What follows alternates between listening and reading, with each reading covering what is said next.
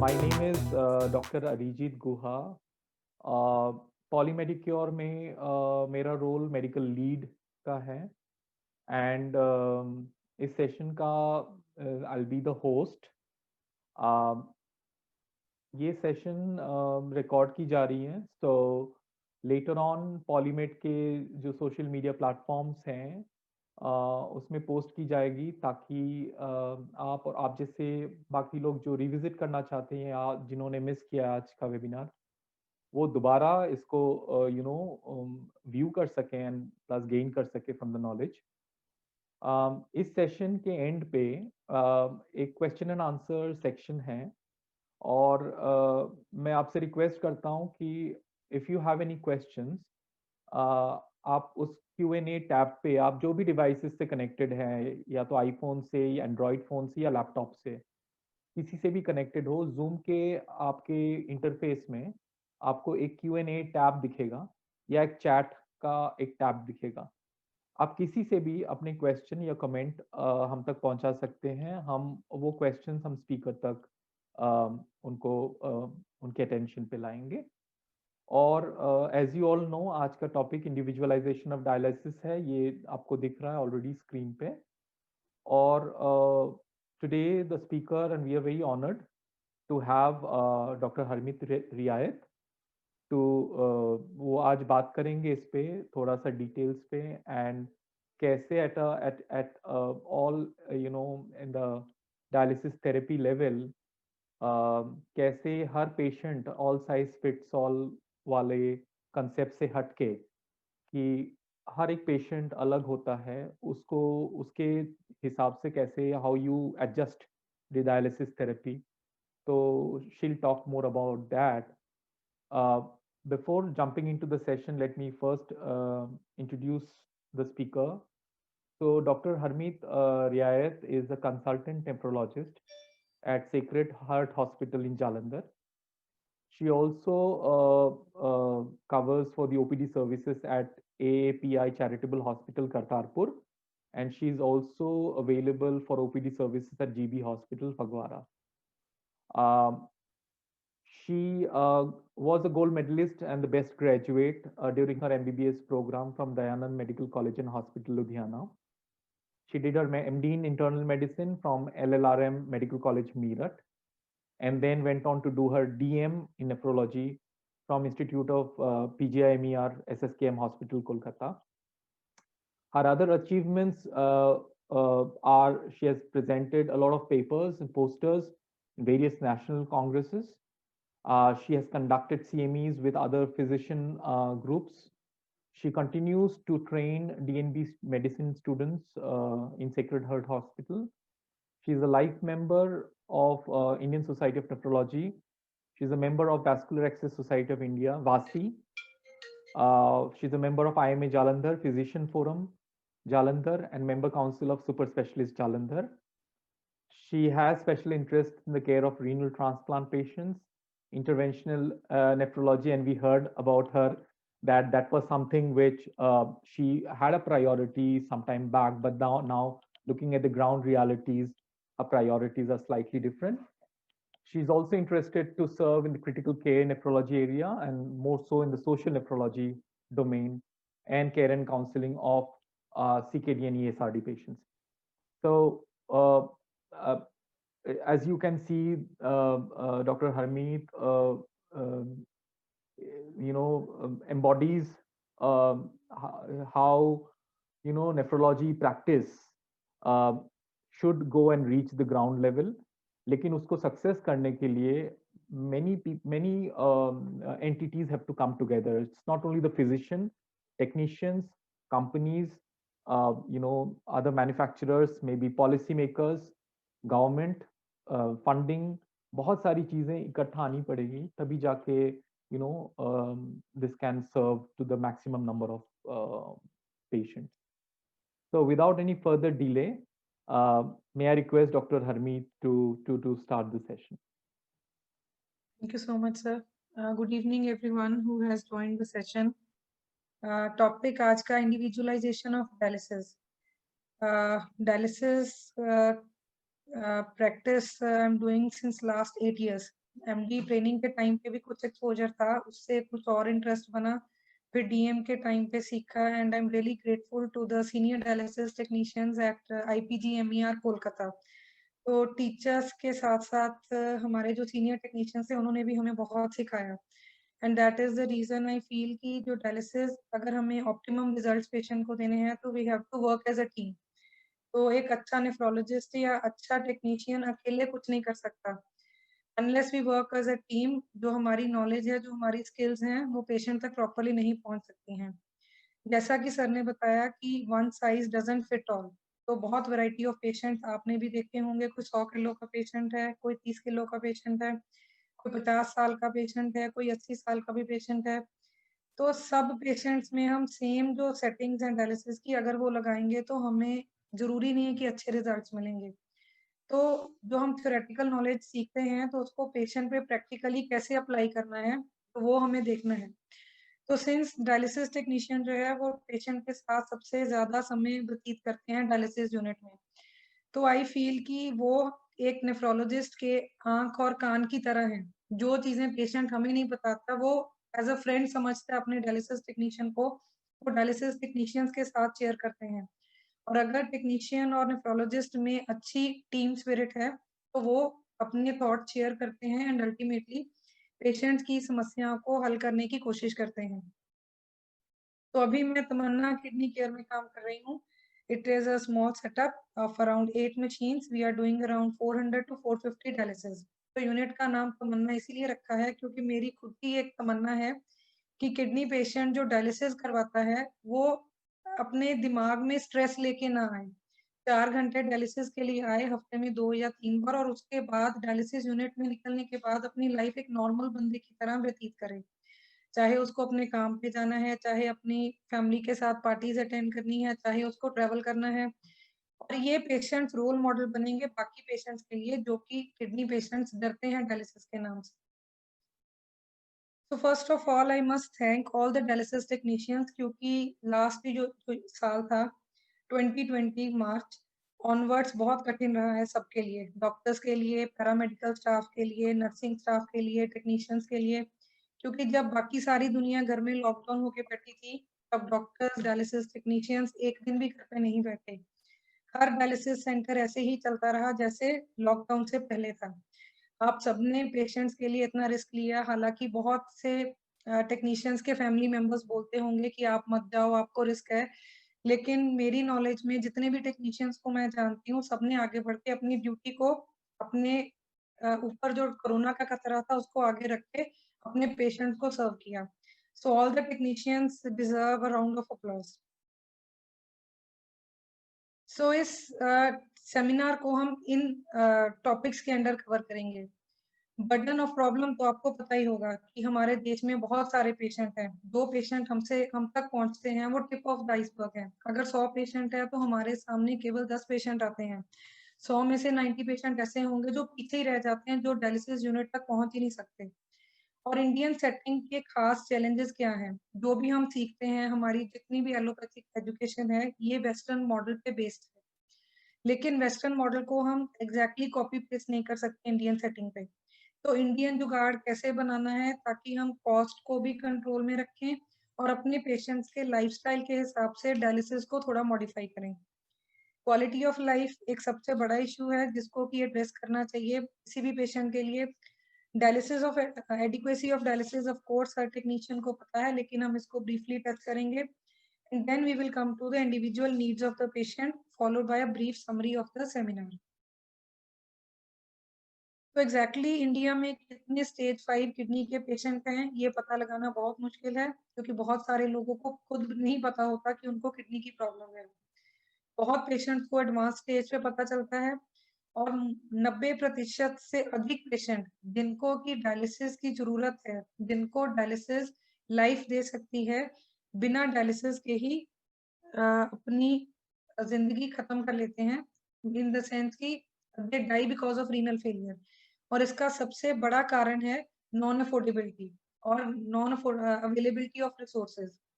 तो जो आपके और मेरे सामने 10% पेशेंट आते हैं तो वो कुछ लकी पेशेंट होते हैं जो कि इस ट्रीटमेंट के बारे में जानते हैं और इसको अडॉप्ट करते हैं। और ये भी देखा गया है, ये जो डेटा है 2018 का एक पेपर है, उसमें पब्लिश हुआ था कि जो लोग डायलिसिस शुरू भी करते हैं उसमें से भी 60% तक पेशेंट रास्ते में ही डायलिसिस बंद कर देते हैं, क्योंकि एक टाइम पे आके आर्थिक कठिनाइयां इतनी बन जाती हैं कि आगे बढ़ना मुश्किल हो जाता है। 2018 के सेंसस के अकॉर्डिंगली इंडिया में 1,20,000 तक डायलिसिस पेशेंट थे, और हमारे देश में जो डायलिसिस पेशेंट्स की मोर्टेलिटी है वो बहुत ज्यादा है as compare to patients in the west. अभी पेशेंट नंबर कुछ बड़ा होगा, लेकिन फिर भी हमारे रिसोर्सेज उतने ही नहीं हैं कि हम हर एक जरूरतमंद पेशेंट तक पहुंच पाए। दूसरी प्रॉब्लम जो इंडिया में है, discrepancy in the distribution of resources. जो रिसोर्सेज हैं मोस्टली मेट्रोपॉलिटन और बड़ी शहरों में फोकस्ड हैं। बहुत सारे इंडिया के एरियाज हैं जहाँ पे डायलिसिस की फैसिलिटी नहीं है, इवन एक अच्छा डिस्ट्रिक्ट लेवल हॉस्पिटल भी अवेलेबल नहीं है। तो इन चीजों को बिना पॉलिसी मेकर्स की इन्वॉल्वमेंट हम भी नहीं हैंडल कर सकते। एक और यूनिक इशू जो है इंडियन और थर्ड वर्ल्ड कंट्रीज का, वो है हाइजीन इश्यूज। तो हाइजीन इश्यूज की वजह से पेशेंट्स को इन्फेक्शन जल्दी होते हैं और रीनल फेलियर से पहुंचने तक पहले ही वो इन्फेक्शन का शिकार हो जाते हैं। तो दिस इज जस्ट ब्रीफ की हीमोडायलिसिस इंडिया में 1962 में इंट्रोड्यूस की गई थी, और 1962 से लेके 2020 तक आज हमें ऑलमोस्ट 60 इयर्स होने वाले हैं, और अभी भी हमने अपने रिजल्ट्स अचीव नहीं किए हैं। इसके भी बहुत सारे कारण हैं। फर्स्ट एंड फॉरमोस्ट कि इंडिया में एक स्टैंडर्डाइज्ड प्रोटोकॉल नहीं है टेक्नीशियंस को ट्रेन करने का। डायलिसिस एक बहुत ही advanced form of medical therapy है, और जब तक आप किसी ड्राइवर को गाड़ी के बारे में अच्छे से नहीं बताएंगे, उसको ड्राइविंग क्लासेस अच्छे से नहीं देंगे, तो वो अपनी गाड़ी अच्छे से ड्राइव नहीं करेगा। छोटे या बड़े एक्सीडेंट होते रहेंगे, और उन एक्सीडेंट्स का जो हर्जाना है वो पेशेंट्स को भरना पड़ेगा। तो ये बहुत जरूरी है कि हम रेगुलर एजुकेशन मीडियम के थ्रू अपने टेक्नीशियंस को एक स्टैंडर्ड ऑफ केयर तक ट्रेन करके रखें। तो जो जब हम ओपीडी में देखते हैं पेशेंट्स हमारे पास कंसल्ट के लिए आते हैं, कई स्टेज 4 में आते हैं, कई स्टेज 5 में आते हैं, उनके साथ बैठ के उनके फ्यूचर की डिस्कशन करते हैं। तो जैसे ही वो डायलिसिस का नाम सुनते हैं तो उनके चेहरे पे डर होता है, मन में घबराहट होती है। तो most of the people are scared of dialysis. Patient इतना तक बोल देते हैं कि इससे अच्छा तो हम मर जाएं लेकिन हम डायलिसिस नहीं करवाएंगे। लेकिन आपको और हमें पता है कि डायलिसिस के साथ हम पेशेंट को एक अच्छी क्वालिटी ऑफ लाइफ दे सकते हैं, हम पेशेंट को लॉन्गिविटी ऑफ लाइफ दे सकते हैं। इनफैक्ट जिस टाइम पे डायलिसिस नहीं थी तब यूरिमिक सिम्टम्स होने के 3 से 6 महीने के अंदर अंदर पेशेंट की मृत्यु हो जाती थी, और आज की टेक्नोलॉजी की हेल्प से हम पेशेंट को 5, 10, 15 साल तक एक्स्ट्रा दे सकते हैं। तो क्यों पेशेंट डरते हैं डायलिसिस से? First and foremost is fear of hospitals. कोई भी खुशी खुशी हॉस्पिटल नहीं जाना चाहता, मेडिकल प्रोसीजर नहीं करवाना चाहता। एक और बड़ा कारण है कि जो उन्होंने सुना होता है, गांव में किसी की डायलिसिस हो रही थी, पड़ोस में किसी की डायलिसिस हो रही थी, किसी रिश्तेदार की डायलिसिस हो रही थी, तो जो उनके मन में विचार आते हैं कि डायलिसिस करने से मरीज बचता नहीं है, कि फलाने फलाने बंदे की डायलिसिस हो रही थी और वो बंदा मर गया।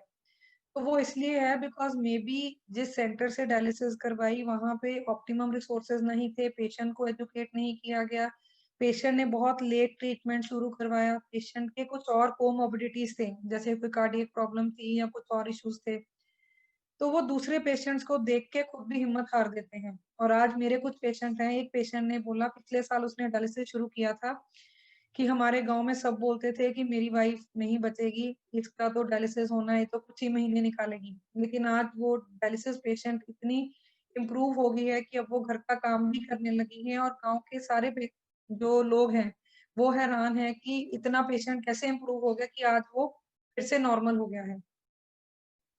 दूसरी चीज जो डायलिसिस के बारे में डराती है, खास करके जो पेशेंट खुद डायलिसिस कुछ सेशन करवा चुके हैं, कॉम्प्लिकेशंस ड्यूरिंग डायलिसिस। तो कई बार कॉम्प्लिकेशंस छोटे होते हैं, कई बार कॉम्प्लिकेशंस बड़े होते हैं। कुछ कॉम्प्लिकेशंस हम प्रिवेंट कर सकते हैं, कुछ कॉम्प्लिकेशंस हम प्रिडिक्ट नहीं कर सकते, लेकिन उनको टाइमली आइडेंटिफाई करके मैनेज करना बहुत जरूरी है, ताकि डायलिसिस एक्सपीरियंस को हम पेशेंट के लिए जितना कंफर्टेबल हो सके उतना कंफर्टेबल बना सके। Then coming to the financial aspects, तो जो मंथली डायलिसिस का खर्चा है, एक अच्छा सेंटर जहाँ पे फुल सपोर्ट हो, तो अराउंड 20,000 पर मंथ तक चले जाता है। तो वो बहुत सारी इवन मिडिल क्लास फैमिलीज के लिए आउट ऑफ स्कोप हो जाता है। शुरू में पेशेंट अपने रिसोर्सेज को मोबिलाइज करते हैं, लेकिन एक टाइम आता है जब रिसोर्सेज खत्म हो जाते हैं, तो पूरे इलाज का खर्चा सुन के ही वो थोड़ा डर जाते हैं। And last but not the least is lack of social support. तो एक किडनी पेशेंट की केयर का पूरा बर्डन एक फैमिली पे आ जाता है। तो अभी रिसेंटली गवर्नमेंट स्कीम्स की हेल्प से पेशेंट्स को और उनकी फैमिलीज को थोड़ा बहुत सोशल सपोर्ट मिल रहा है, जो कि अच्छी बात है, और आगे के लिए पेशेंट्स को इस चीज का फायदा हो सकता है। Why bad outcomes in Indian patients. तो जो हमारे इंडियन पेशेंट्स हैं उनका अगर हम देखें, एक इंडियन डायलिसिस पेशेंट कभी कभी बीमार जैसे ही लगता है, जबकि आप वेस्ट के पेशेंट देखो, कभी एनआरआई पेशेंट आपके सेंटर में आए डायलिसिस करवाएं तो वो देखने में बिल्कुल नॉर्मल लगते हैं। तो ऐसा क्यों है कि हमारे पेशेंट पेशेंट की तरह ही लगते हैं, वो नॉर्मल क्यों नहीं लगते? इसकी कहानी पीछे तक जाती है शुरुआत से ही। पेशेंट्स का डायग्नोसिस लेट होता है, फिर जब उसको किडनी प्रॉब्लम का पता चलता है, पेशेंट देसी दवाई खाता है, होम्योपैथी खाता है, अपनी प्रोटीन पूरी बंद कर देता है। नेफ्रोलॉजिस्ट तक लेट पहुंचता है, जब तक पहुंचता है सीकेडी की बहुत सारी कॉम्प्लिकेशंस आगे बढ़ चुकी होती हैं। जो एक बड़ा चैलेंज है पेशेंट का, poor nutritional status. Patient creatinine को रोकने के लिए अपनी प्रोटीन दालें वगैरह सब बंद कर देता है, जिसकी वजह से पेशेंट की इम्यूनिटी कम हो जाती है, पेशेंट को इन्फेक्शन होने लगते हैं, और इन्फेक्शन से की वजह से उसका क्रेटनिन और जल्दी डाउन जाता है।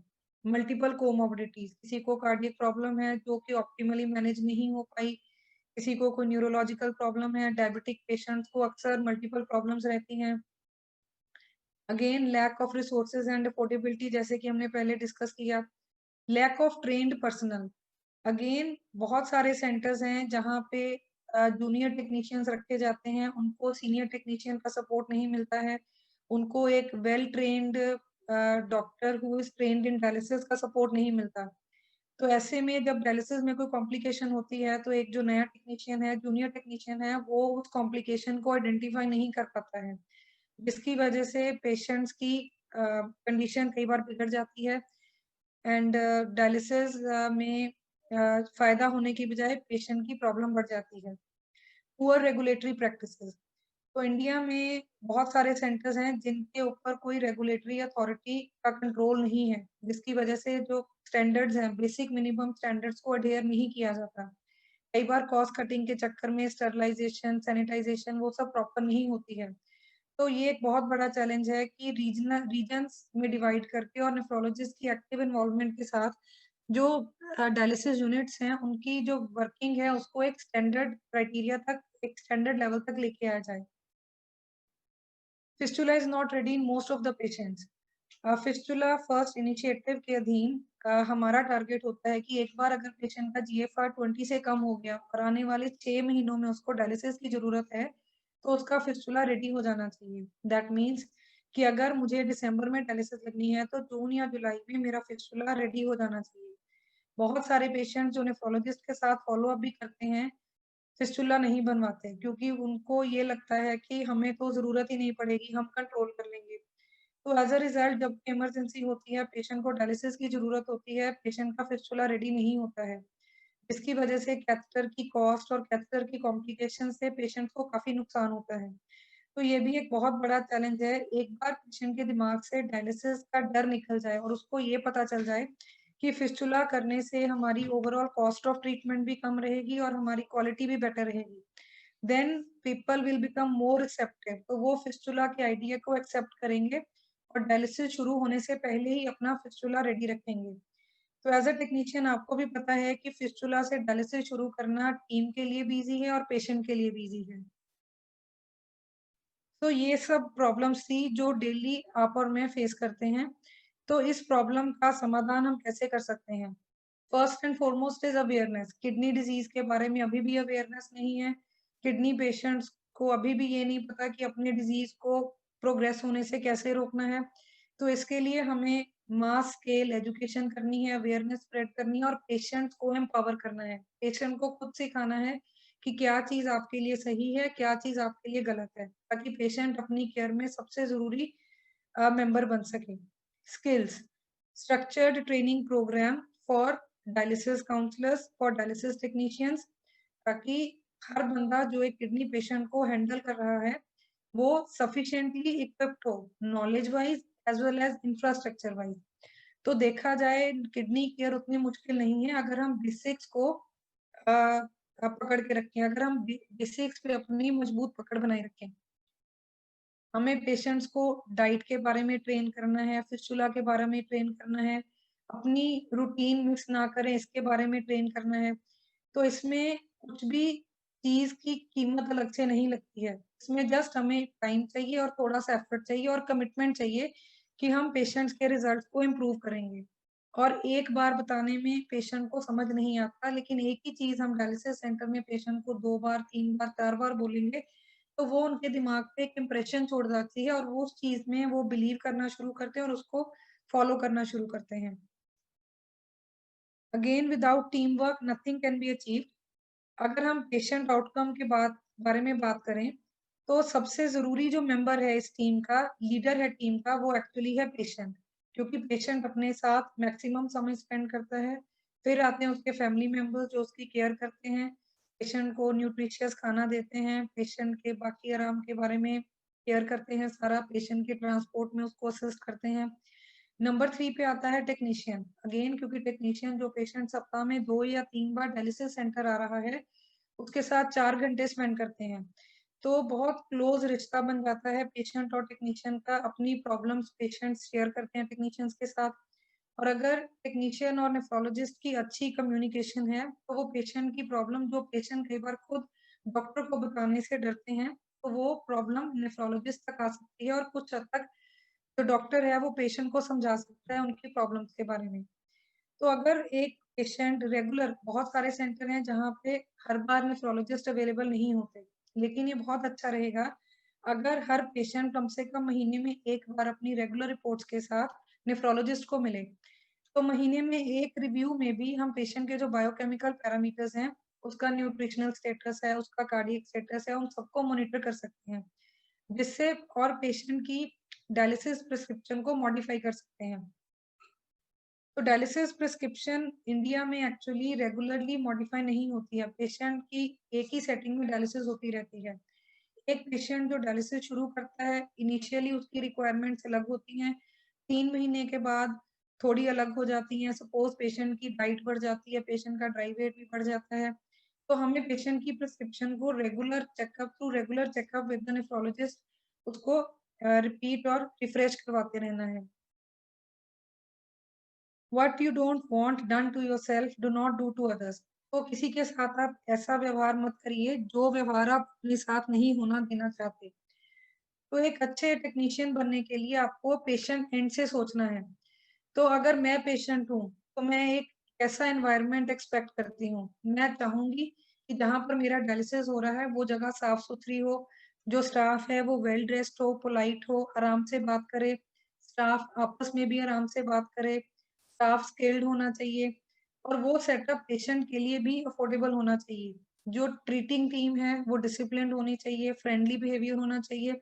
एट द सेम टाइम एक अच्छे डायलिसिस यूनिट में इमरजेंसी बैकअप होना बहुत जरूरी है, क्योंकि अक्सर एल्डरली पेशेंट्स होते हैं जिनकी और भी कुछ कार्डियक प्रॉब्लम साथ में होती हैं। ड्यूरिंग डायलिसिस कई बार किसी को अरिथमिया हो गया, बीपी कम हो गया, बीपी बढ़ गया, तो इमरजेंसी बैकअप होने से जो थ्रेट टू लाइफ है ड्यूरिंग डायलिसिस वो कम हो सकता है। So now we'll be discussing a bit about adequacy of dialysis. तो पैसा वसूल किसको कहेंगे कि अगर पेशेंट 4 घंटा डायलिसिस के लिए आया, हफ्ते में 2 या 3 बार, लेकिन सिर्फ पेशेंट को मशीन के साथ अगर हमने 4 घंटे लगा दिया, लेकिन ब्लड पंप की स्पीड एडिक्वेट नहीं रखी, डायलिसिस फ्लो एडिक्वेट नहीं रखा, या हमने रिसर्कुलेशन को प्रिवेंट नहीं किया, तो पेशेंट तो आके अपनी ड्यूटी कर रहा है, रेगुलरली डायलिसिस यूनिट आ रहा है, 4 घंटा मशीन के साथ भी लगा है, लेकिन तब भी उसको जो आउटकम मिलना चाहिए, क्रिएटिनिन रिमूवल, यूरिया रिमूवल, वो नहीं मिल रहा। तो जब तक एज अ टेक्नीशियन आप अपने पेशेंट को एडिक्वेट डायलिसिस डोज नहीं डिलीवर करते, तो आपका काम अधूरा है। बहुत बार ऐसा होता है कि 200 पे फ्लो ही लगा रह गया, हर बार 200-250 पे डायलिसिस हो रही है। ऑफ कोर्स कुछ पेशेंट होते हैं जो हाई ब्लड फ्लो टॉलरेट नहीं करते हैं, उनका हमें फ्लो कम करना पड़ता है, कभी कभी डायलिसिस फ्लो कम करना पड़ता है, डायलिसिस टेम्परेचर को एडजस्ट करना पड़ता है, ड्यूरेशन ऑफ डायलिसिस को एडजस्ट करना पड़ता है, फ्रीक्वेंसी ऑफ डायलिसिस को एडजस्ट करना पड़ता है, क्या कई बार रिपीटेड मशीन अलार्म्स की वजह से जो पेशेंट का एक्चुअल ट्रीटमेंट टाइम है वो कम हो जाता है, तो जिससे डिलीवर डोज ऑफ डायलिसिस कम रहती है और पेशेंट्स के सिम्टम्स इम्प्रूव नहीं होते। तो डायलिसिस के बावजूद भी पेशेंट को यूरिमिक सिम्टम रहते हैं और फैमिली और पेशेंट ये सोच के निराश हो जाते हैं कि डायलिसिस के बावजूद भी हम ठीक नहीं हो पा रहे हैं। सिमिलरली पेशेंट के साइज के हिसाब से हमें उसका डायलाइजर को सिलेक्ट करना है, प्रोसेसिंग प्रॉपरली करनी है ताकि जो डायलाइजर की एफिशिएंसी है वो over the period of time कम ना रहे। हेपरिन की डोज को एडिक्वेटली सेट करना है और रीसर्कुलेशन को बचाना है। तो रीसर्कुलेशन कैसे डिटेक्ट करनी है ये भी एक टेक्नीशियन को पता होना चाहिए। तो एडिक्वेसी ऑफ डायलिसिस को हम ऑब्जेक्टिवली और सब्जेक्टिवली कैसे असेस करते हैं? जो ऑब्जेक्टिव मेथड्स हैं वो है बायोकेमिकल पैरामीटर्स, जैसे मंथली हम पेशेंट के टेस्ट करवाते हैं कि पेशेंट का क्रिएटिनिन कितना है, पोटेशियम कितना है। मशीन पे बहुत सारी मशीन्स में ऑनलाइन KT/V हम मेजर कर सकते हैं, KT/V टारगेट को अचीव करना है। दूसरा तरीका है यूरिया रिडक्शन रेशियो, कि डायलिसिस से पहले ब्लड यूरिया कितना था, डायलिसिस के बाद में ब्लड यूरिया कितना है, क्या हमने 65 to 70% तक यूरिया रिडक्शन अचीव किया है कि नहीं किया। After having said all this, I feel कि जो सबसे बढ़िया इंडिकेटर है एडिक्वेट डायलिसिस का वो है पेशेंट वेलबीइंग। क्या पेशेंट अपने आप को नॉर्मल महसूस कर रहा है, क्या उसकी क्वालिटी ऑफ लाइफ अच्छी है, क्या उसको भूख ठीक लगती है, क्या उसको सांस की प्रॉब्लम है या नहीं है, क्या उसको नींद अच्छे से आती है। तो अगर पेशेंट बोलता है कि मैं अपने आप को नॉर्मल फील करता हूँ, दैट मीन्स कि हम जो उसको डायलिसिस की डोज डिलीवर कर रहे हैं वो एडिक्वेट है। So most of the times जो स्टैंडर्ड प्रिस्क्रिप्शन ऑफ डायलिसिस देखा है मैंने बहुत सारे इंस्टीट्यूट्स में, पेशेंट्स यूजुअली इंडियन सेटिंग में कॉस्ट इशू की वजह से ट्वाइस डायलिसिस करते हैं। हालांकि 2-3 साल के बाद डायलिसिस की रिक्वायरमेंट बढ़ जाती है और आइडियली पेशेंट्स को ट्वाइस वीकली डायलिसिस करवानी चाहिए। मेजॉरिटी पेशेंट्स 4 घंटे डायलिसिस करवाते हैं, कई सेंटर्स बिजी होने की वजह से थोड़ा कट डाउन कर देते हैं 3-3.5 घंटा। या कई पेशेंट ऐसे होते हैं जो 3 घंटे के बाद अपने आप को थकावट महसूस करते हैं, घबराहट महसूस करते हैं और वो डायलिसिस बंद करवाने की रिक्वेस्ट करते हैं। तो कई बार टेक्नीशियंस नेफ्रोलॉजिस्ट के डर से कि हम डायलिसिस पहले बंद करेंगे तो डांट पड़ेगी, पेशेंट को थोड़ा मोटिवेट करते हैं कि आप थोड़ी सी और करवा लो, टाइम पूरा करवा लो। लेकिन अगर पेशेंट कंफर्टेबल नहीं है तो एट टाइम्स हमें जहाँ पेशेंट बोले कि अब बस करो, अब मैं और नहीं टॉलरेट कर सकता, तो वहाँ पे डायलिसिस को रोक देना चाहिए। But at the same time nephrologist को बताना चाहिए कि ये पेशेंट को कुछ अनकंफर्टेबल है, ताकि हम उसका कुछ कारण ढूंढ सकें, कारण को आगे से प्रिवेंट कर सकें और पेशेंट को पूरी डोज दें। हेपरिन मोस्टली 5000 यूनिट्स यूज करते हैं। बहुत सारे पेशेंट्स को इनमें एडिक्वेट एंटीकोएगुलेशन हो जाती है। कुछ पेशेंट्स की ब्लीडिंग अधिक होती है इतनी डोज पे भी। कुछ पेशेंट्स को इतनी डोज पे भी क्लॉटिंग हो जाती है, वो हम सब्सिक्वेंटली स्लाइड में भी डिस्कस करेंगे। तो मोस्टली 300 फ्लो यूज करते हैं, डायलिसिस फ्लो 500 यूज करते हैं। तो अगेन कुछ पेशेंट्स में हमें फ्लो कम रखना है, कुछ में ज्यादा रखना है। तो अगेन जो डायलिसिस प्रिस्क्रिप्शन है ये बोथ नेफ्रोलॉजिस्ट और टेक्नीशियंस को एक साथ पेशेंट के सामने बैठ के बनानी चाहिए। अल्ट्रा फिल्ट्रेशन ज्यादातर सेंटर्स वेट गेन या ड्राई वेट के हिसाब से लगाते हैं। इसमें भी कभी कभी एक्सेप्शंस होती हैं कि आपको according to particular need of the patient उसको मॉडिफाई करना पड़ता है। अगेन डायलाइजर चॉइस, आज हमारे पास बहुत सारी वैरायटीज है डायलाइजर्स की। लो फ्लक्स है, हाई फ्लक्स है, सिंगल यूज है, रीयूज है, साइज ऑफ डायलाइजर है। तो उसमें भी हम पेशेंट की मदद कर सकते हैं कि उनकी अकॉर्डिंगली कौन सा डायलाइजर बेस्ट रहेगा। तो पेशेंट्स की नीड डिफरेंट कैसे होती हैं? तो जब हम एक पेशेंट को देखते हैं तो उसके कुछ पैरामीटर्स को असेस करना है ताकि हम उसकी डोज ऑफ डायलिसिस डिसाइड करें। तो ultimately urea reduction ratio 63 to 70% ही रहेगा, लेकिन depending on body mass of the patient, patient की एज कितनी है, पेशेंट की फिजिकल एक्टिविटी कितनी है, पेशेंट की डाइट प्रेफरेंस कितनी है, डाइटरी कंप्लायंस कितना है। फॉर एग्जांपल जो पेशेंट नॉन वेजिटेरियन डाइट लेते हैं उनका प्रोटीन इनटेक बेटर है, जो वेजिटेरियन पेशेंट्स हैं उनका प्रोटीन इनटेक कम रहेगा।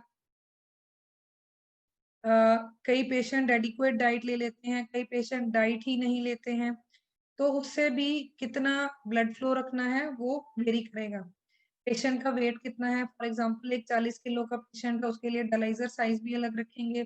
हो सकता है उसकी जो डायलिसिस डोज है KT/V ऑफ 1.4 हम 3 घंटे में अचीव कर लेंगे, किसी पेशेंट को 4.5 घंटे भी लगते हैं। Nutritional status of patient, again ये बहुत इंपॉर्टेंट डिटर्मिनेंट है ओवरऑल वेलबींग ऑफ पेशेंट का। पेशेंट की इन्फेक्शन की टेंडेंसी भी कम रहती है अगर उसका न्यूट्रिशनल स्टेटस अच्छा रहता है। And sometimes we have to identify barriers to adequate nutrition, that means कि पेशेंट के घर वाले तो बोलते हैं कि हम तो इसको सब कुछ खाने के लिए देते हैं लेकिन ये कुछ खाता नहीं है। बहुत बार पेशेंट्स डिप्रेस्ड होते हैं, डिप्रेशन की वजह से नहीं खा पाते, या पेशेंट ऐसी चीजें खाना चाहते हैं जो उसको मना की गई होती हैं, या कई बार फैमिली मेंबर्स ओवर केयरिंग होके उसको बिल्कुल उबली दालें सब्जियां ही देती हैं।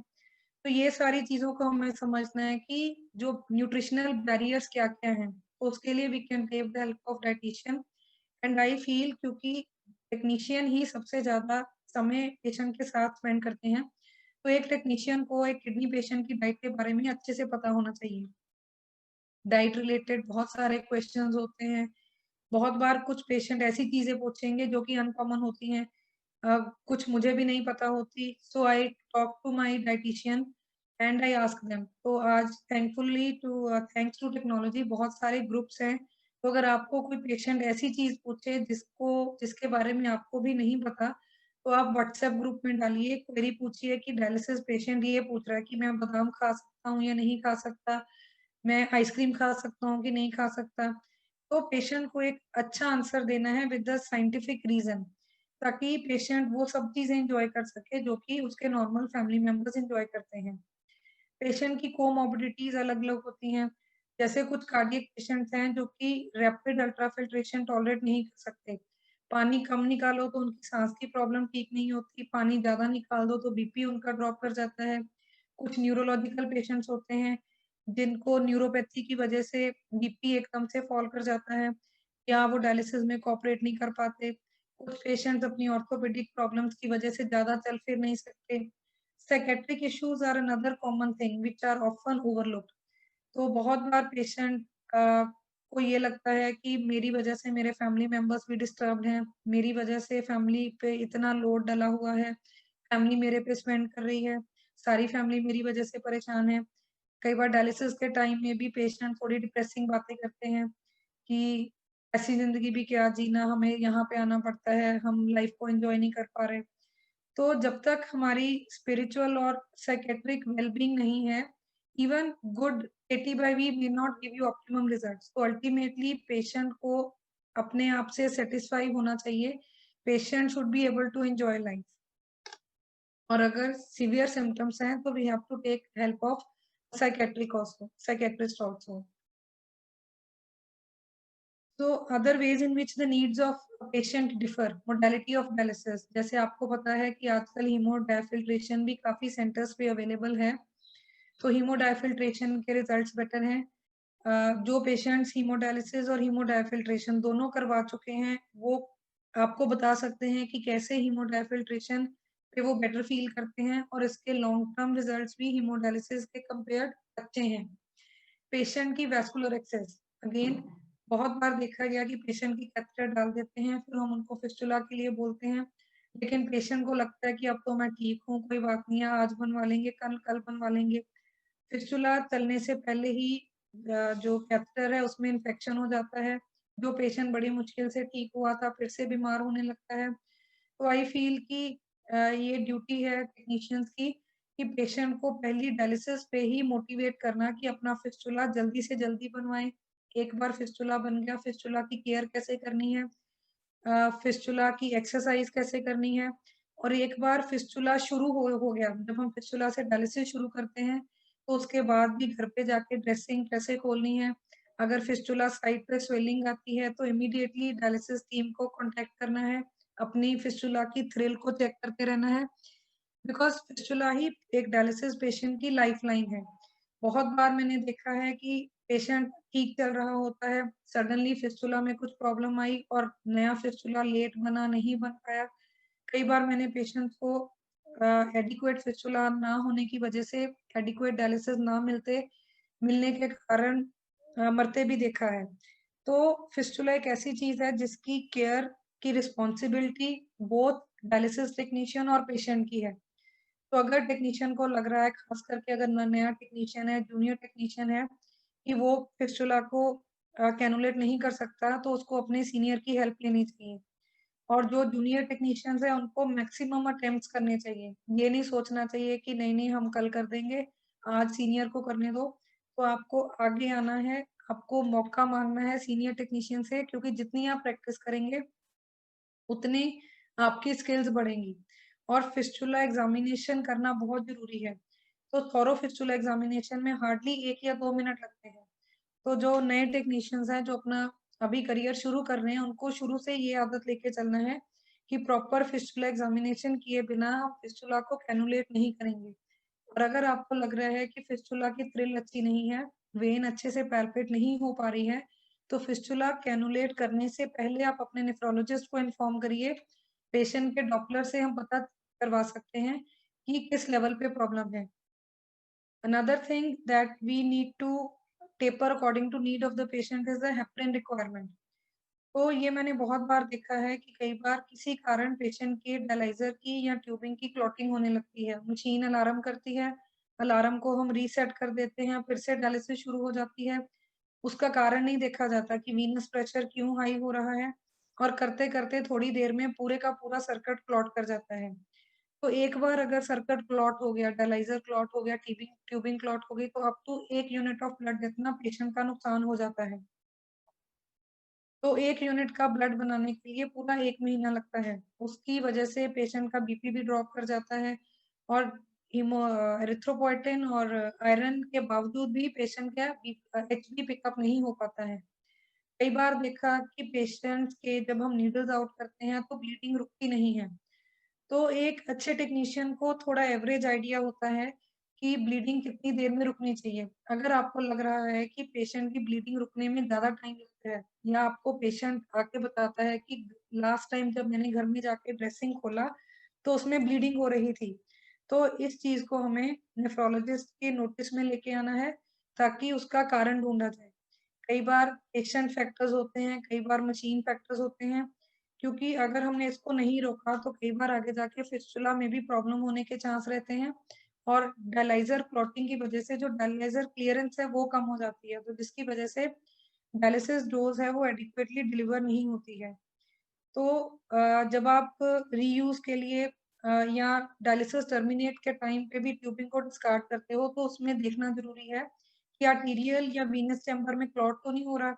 अगर क्लॉट हो रहा है, तब भी आपको जो भी आपका हेपरिन सप्लाई करते हैं, उनको फीडबैक देना है। कई बार हेपरिन का बैच चेंज होने की वजह से उसकी क्लॉटिंग टेंडेंसी उतनी नहीं रहती है। तो अगर ये चीज़ आप लोग नहीं बताएँगे, तो डॉक्टर को या पेशेंट को कभी भी नहीं पता चलेगा। तो इसमें आपको विजिलेंट रहना है, और आपको एक-एक चीज़ को नोटिस करके उसको रिकॉर्ड में लेके आना है। और जिस दिन आपने ये प्रॉब्लम को देखा, अपनी आदत ये बनाइए कि सेम डे आप नेफ्रोलॉजिस्ट के साथ कम्युनिकेट करेंगे।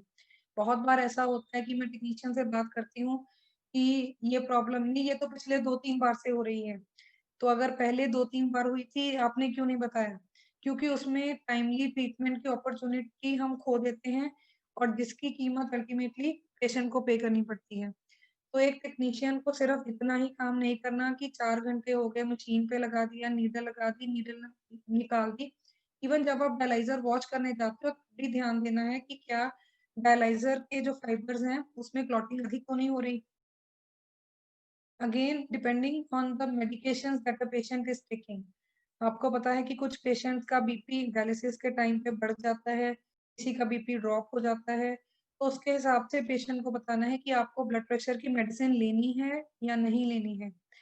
बहुत बार टेक्नीशियंस पेशेंट को बोल देते हैं, आज आपकी डायलिसिस है, आप अपनी बीपी की दवा मत लेके आइए। पेशेंट एक डोज़ मिस कर देता है, फिर डायलिसिस में पेशेंट का बीपी बढ़ने लगता है, और वो एकदम शूट अप कर जाता है। तो हर पेशेंट का जो ब्लड प्रेशर का बिहेवियर है ड्यूरिंग डायलिसिस वो डिफर करता है। कई बार एक ही पेशेंट का बीपी डायलिसिस में बढ़ता है, और कई बार उसी पेशेंट का ड्रॉप करने लगता है। तो इसमें आपको देखना है कि पेशेंट का बीपी ड्यूरिंग डायलिसिस कम होता है, उसका ट्रेंड क्या है पिछले 2-3 डायलिसिस में। सपोज़ आपका कोई यूनिट में नया पेशेंट आ रहा है, तो पेशेंट से बैठ के पूछिए कि आपकी जब बाहर दूसरे सेंटर पे डायलिसिस होती थी, तो क्या-क्या प्रॉब्लम्स होती थी?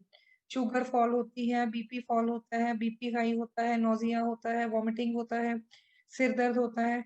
तो जो भी पेशेंट सिम्पटम बताए उसके बारे में आपको विजिलेंट रहना है। विजिलेंट रहने से क्या होगा, आप उस कॉम्प्लिकेशन को एंटिसिपेट करके प्रिवेंट कर सकते हो, और कॉम्प्लिकेशन को प्रिवेंट करने से पेशेंट को जो अनकंफर्टेबल एक्सपीरियंस होते हैं ड्यूरिंग डायलिसिस, उससे बचा जा सकता है। Then coming to tolerance of dialysis, again बहुत बार पेशेंट का अल्ट्राफिल्ट्रेशन हम एक डायलिसिस में नहीं अचीव कर पाते। हम बोलते हैं कि आपका वजन ज्यादा बढ़ा हुआ है, आप 2 की बजाय 3 डायलिसिस करवाइए, और सामने से पेशेंट का जवाब होता है कि हमें तो 2 के बाद ही इतनी वीकनेस आती है, 3 के बाद तो हम उठ ही नहीं पाएंगे।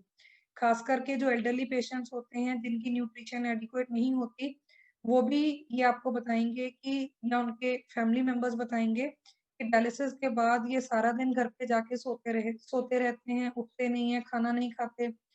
तो इसमें भी हमें फैक्टर्स देखने हैं कि क्यों पेशेंट डायलिसिस टॉलरेट नहीं कर रहा। पेशेंट का sodium level pre dialysis, post dialysis कैसा है? क्या हमने पेशेंट को ज्यादा ड्राई तो नहीं कर दिया? पेशेंट को हाइपोटेंशन तो नहीं हो गई?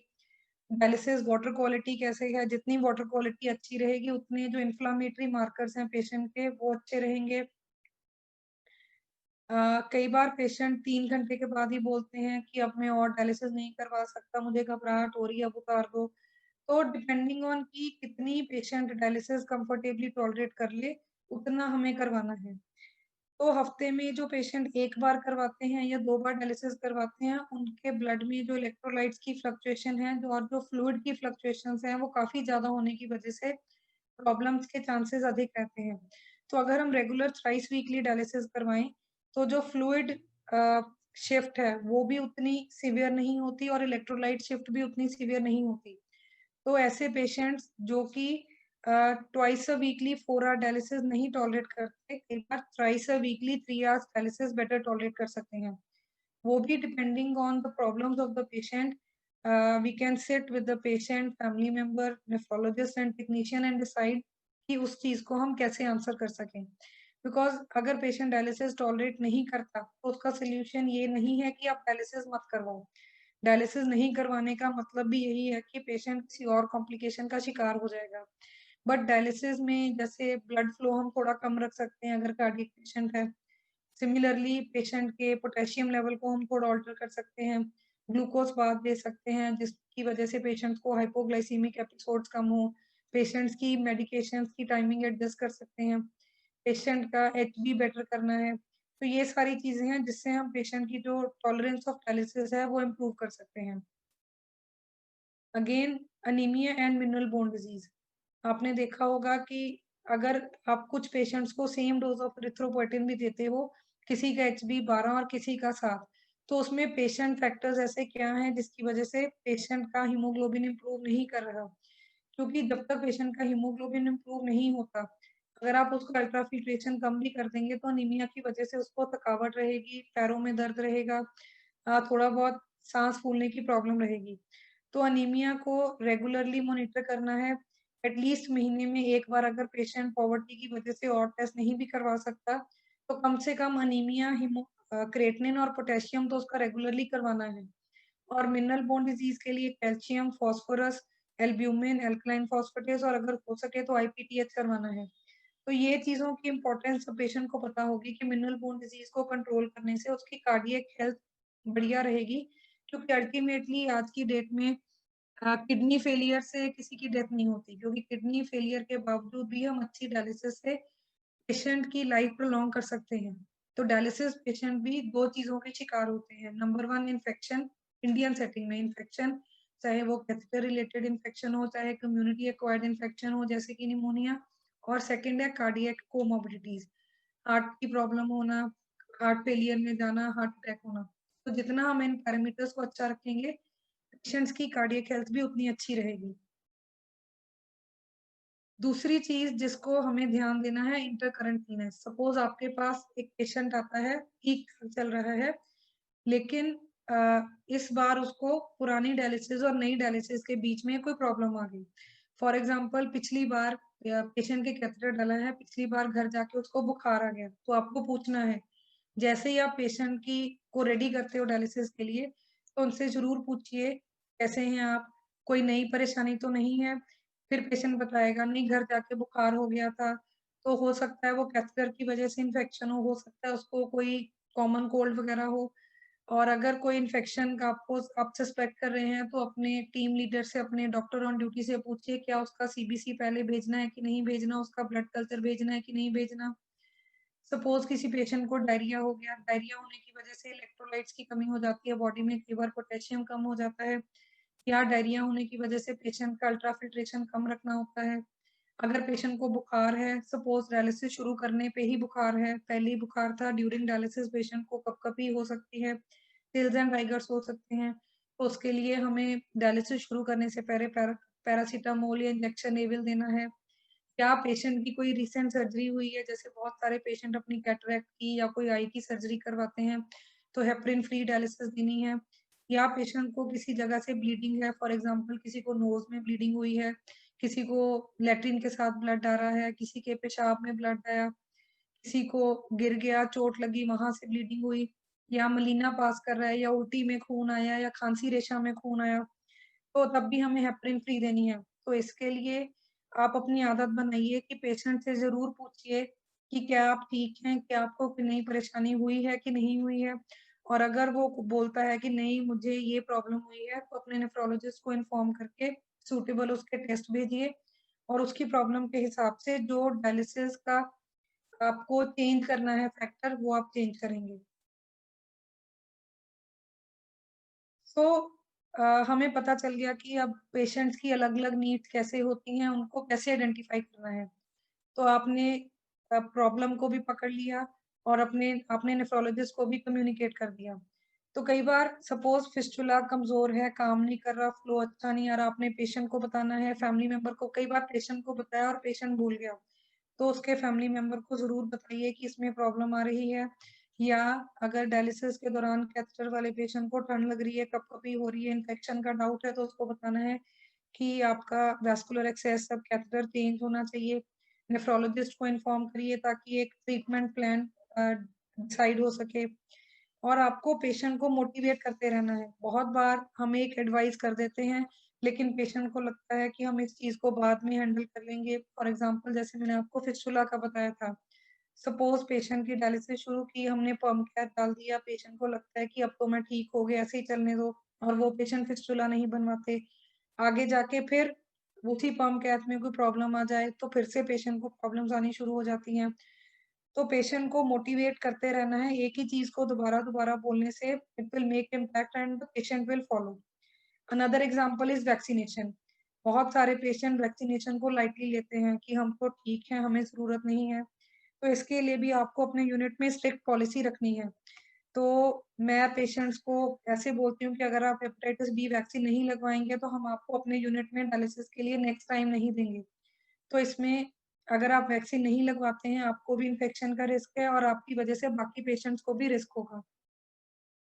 अगर पेशेंट अफ़ोर्ड कर सकता है, तो इन्फ्लुएंज़ा और निमोनिया वैक्सीन भी उनको लेने हैं। अगर पेशेंट अगेन अफ़ोर्ड कर सकता है, तो साल में कम से कम 1 बार उसका कार्डियक चेकअप होना चाहिए। उसके टाइमली बायोकेमिकल इन्वेस्टिगेशंस होनी चाहिए, ताकि अगर रिपोर्ट्स में कुछ गड़बड़ आ रही है, तो सिम्पटम्स आने से पहले ही हम उसको हैंडल करके कंट्रोल कर सकें। क्योंकि prevention is always better than cure. अगर प्रॉब्लम को हम जल्दी पकड़ लेंगे, उसका टाइमली सॉल्यूशन कर देंगे, तो पेशेंट की कॉस्ट सेविंग काफ़ी हो सकती है। So this is my last slide where I would like to summarize whatever I had discussed. तो डायलिसिस पेशेंट को हैंडल करना एक बहुत मुश्किल काम है, लेकिन जितना आप इसको एंजॉय करेंगे, जितना आप इसको पैशन के साथ करेंगे, वो पेशेंट भी आइडेंटिफाई करेगा आपका इंटरेस्ट, आपका पैशन, एंड अल्टीमेटली आपका यूनिट आपके जो इलाके का एक अच्छा यूनिट माना जाएगा। अच्छे पेशेंट आउटकम के लिए हमें टीम वर्क चाहिए, हमें मैनेजमेंट से भी सपोर्ट चाहिए, हमें मेडिकल ऑफिसर्स का बैकअप चाहिए, हमें अच्छे ट्रेन्ड टेक्नीशियंस चाहिए, जो कि अपनी नॉलेज को इम्प्रूव करने में भी यकीन रखें, अपनी नॉलेज को शेयर भी करें बाकियों के साथ और अपनी स्किल्स को भी शेयर करें। अगर हम ये सोचेंगे कि मैं अपने जूनियर को फिस्टुला नीडल लगाना क्यों सिखाऊँ, मैं अपने जूनियर को फेमोरल डालना क्यों सिखाऊँ, तो उसमें हम अपने आप तक अगर नॉलेज को सीमित रखते हैं तो वो हमारी स्किल हमारे साथ ही खत्म हो जाएगी। तो पासिंग ऑन द लेगेसी, जो स्किल्स आज हमारे पास हैं, कल को हमें कुछ हो जाए लेकिन वो स्किल्स अगर हमने किसी और को दे दिए तो आगे जाके वो बहुत सारे पेशेंट्स का भला कर सकता है। मंथली रिव्यू होना जरूरी है। फिजिकल रिव्यू, पेशेंट को कम से कम एक बार, अगर आपके सेंटर पे रेगुलर विजिटिंग नेफ्रोलॉजिस्ट नहीं है, वो कहते हैं ना प्यासा कुएं के पास जाए, तो जो पेशेंट एरिथ्रोपोएटिन का 700-800 का हर सप्ताह खर्चा कर रहा है, जो पेशेंट अपनी मेडिसिन का खर्चा कर रहा है, जो पेशेंट अपने टेस्ट करवाने का खर्चा कर रहा है, तो वो पेशेंट को महीने में एक बार नेफ्रोलॉजिस्ट को मिलना कोई बहुत ज्यादा महंगा नहीं है, क्योंकि कुछ चीजें होती हैं जो टेस्टों में आ जाती हैं, बहुत सारी चीजें वो होती हैं जो टेस्टों में नहीं आती, जो कि एक डॉक्टर पेशेंट का एग्जामिनेशन करके ही पिकअप कर सकता है। तो जितनी हम पेशेंट की आदतें डायलिसिस के शुरुआत में ही अच्छी बना देंगे, वैसे ही वो अपने थ्रू आउट जो डायलिसिस का लाइफ स्पैन है उसमें वो फॉलो करेंगे। जैसे कि एक बच्चे को अगर आप शुरू से ही उसका फाउंडेशन अच्छा बना दो, बेस अच्छा बना दो उसका, कि तुम्हें रेगुलर होमवर्क करना है, तो ऐसे ही पेशेंट को बोलेंगे आपको रेगुलर डायलिसिस करनी है, डायलिसिस मिस नहीं करनी, आपको डाइटरी प्रिकॉशंस लेने हैं। तो मैंने देखा कि फर्स्ट 3 मंथ्स मैं पेशेंट को और पेशेंट के अटेंडेंट्स को बोलती हूँ कि पहले 3 महीने आपको थोड़े मुश्किल लगेंगे, आपको थोड़ी-सी कठिनाई आएगी, then you will become used to it and it will become a part of your life. और सच में 3 महीने के बाद वो ऐसे घूम रहे होते हैं जैसे कि उनको कुछ हुआ ही नहीं है। तो ये अप्रोच हमें खुद भी समझना ज़रूरी है और पेशेंट को समझाना भी ज़रूरी है। प्रोएक्टिव अप्रोच लेनी है। फॉर एग्जांपल किसी की फिस्टुला ब्लीडिंग ज़्यादा हो रही है, किसी की डायलाइज़र क्लॉटिंग हो रही है, किसी की फिस्टुला थ्रिल कम हो रही है, किसी का वीनस प्रेशर हाई जा रहा है, तो उस चीज़ को नोटिस करके आगे इन्फॉर्म करना है और उसका सॉल्यूशन ढूँढना है। Understands the patient requirement, patient के साथ जब आप बात करते हैं तो उसकी ज़रूरतों को समझिए, वो पेशेंट क्या चाहता है। ऑफ कोर्स हम उसकी हर ज़रूरत को पूरा नहीं कर सकते, लेकिन कुछ जेन्युइन कंसर्न्स होती हैं जिसका समाधान हम उसको कर सकते हैं। And in the end, if I am a good technician or I am a good nephrologist, I will always try my best कि मैं डायलिसिस को एक प्लेजेंट एक्सपीरियंस बनाऊं। भगवान ना करे कल को अगर मुझे इस ट्रीटमेंट की जरूरत पड़े तो मुझे उस बेड पे लेटने को डर ना लगे और उस टेक्नीशियन से नीडल लगवाने में डर ना लगे। अपने आप को आपको इतना अच्छा बनाना है और आपको गर्व होना चाहिए, बिकॉज डायलिसिस टेक्नीशियन एक बहुत ही स्किल्ड ब्रांच है। जो काम आप कर सकते हैं वो बहुत ही कम लोग कर सकते हैं। तो एक सीनियर डायलिसिस टेक्नीशियन हम सोसाइटी का उतना ही जरूरी हिस्सा है जितना कि एक अच्छा नेफ्रोलॉजिस्ट, एक अच्छा टीचर और या एक अच्छा policeman. So in the end, I would like to thank everyone, thanking all the technicians who have joined in the session, thanking Polymed for giving an opportunity to discuss these issues in this forum. Mr. Neeraj, who first met me on the behalf of Polymed, Mumbai Kidney Foundation and Dr. Umesh Khanna, because they included me in a WhatsApp group, जिसके द्वारा मैं बहुत सारे और technicians के in touch आ सकी। उनके जो पोस्ट होते थे उन पोस्ट से मुझे खुद भी सीखने के लिए बहुत कुछ मिला। Mr. Ramachandran Chillan, who is a very senior dialysis technician from Chennai, who has been my mentor since last 1 year, who has taught me a lot about dialysis, and still there is a lot to learn. Learning dialysis is a lifelong thing, and I feel that dialysis is not only a science, it is also an art, and we have to apply it. And last but not the least, my all teachers and senior dialysis technicians at IPGMER Kolkata for instilling in me the passion and love for nephrology and dialysis. Thank you so much. Thank you, Dr. Harmeet. I think patient care pathway में how important each सब लोग कितना important role play करते हैं. I mean it's so very clear, and I'm sure that आज सभी audience, everyone would have understood and picked up pearls of wisdom कि कैसे proactively कैसे notify and how to pick it up, because you're spending, आप इतना time spend कर रहे हैं patient के साथ. So interestingly, while you were talking, so questions भी आने लगे. So what I'll do, I'll just ask you those. how can we improve AV fistula first time started thrombosis complication? So I think maybe you may have to interpret this. The question reads, how can improve AVF first time started thrombosis complication? I think there's a thrombosis complication in a AV fistula wherein dialysis was started for the first time. Sir इसमें multiple factors होते हैं. Exact aetiology why fistula fails may not be clear in few patients. कई patients में fistula mature नहीं होता. कभी कभी हमें लगता है कि चलो थ्रिल अच्छी है, चलो इसको 4 वीक से पहले शुरू कर दें. तो आइडियली तो पहले हमें प्रॉपर 4 to 6 वीक्स तक वेट करना चाहिए फिस्टुला मैच्योर होने के लिए. सेकेंडली, कई बार पेशेंट का हीमोग्लोबिन ज्यादा होता है. हेमाटोक्रिट अधिक होने की वजह से भी पेशेंट की थ्रोम्बोटिक टेंडेंसी होती है. थर्डली, अगर पेशेंट को हाइपोटेंशन होगी, किसी कारण पेशेंट का बीपी ड्रॉप कर गया, या रेयरली अगर सपोज न्यूली फॉर्म फिस्टुला था, उस पे पेशेंट ने प्रेशर डाल दिया, तो it may not be 100% preventable. But the care of fistula should start right at the time when fistula was formed. जिस दिन फिस्टुला बना उसी दिन से उसको एजुकेट करना शुरू करो.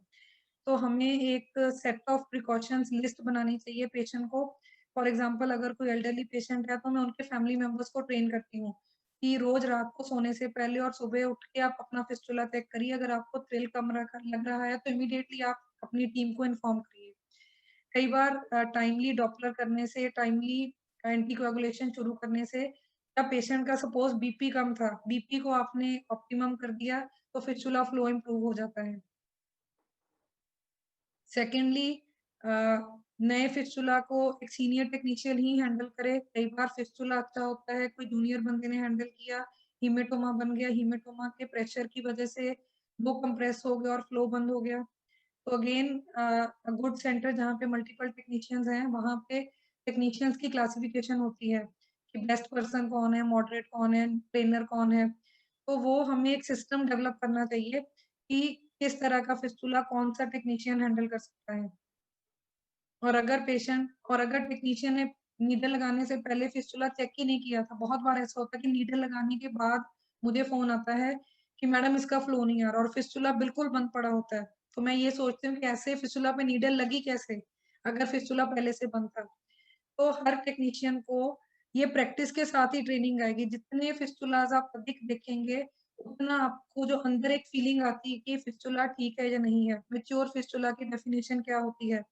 स्टेप लेके, अपने कानों में स्टेप लगा के, बैठ के 5 मिनट फिस्टुला को सुनिए. सपोज पेशेंट की अभी कैथेटर से डायलिसिस हो रही है, फिस्टुला बने 2-3 हफ्ते हो गए, तो मुझे खुद वो फिस्टुला की आवाज सुनना इतना अच्छा लगता है.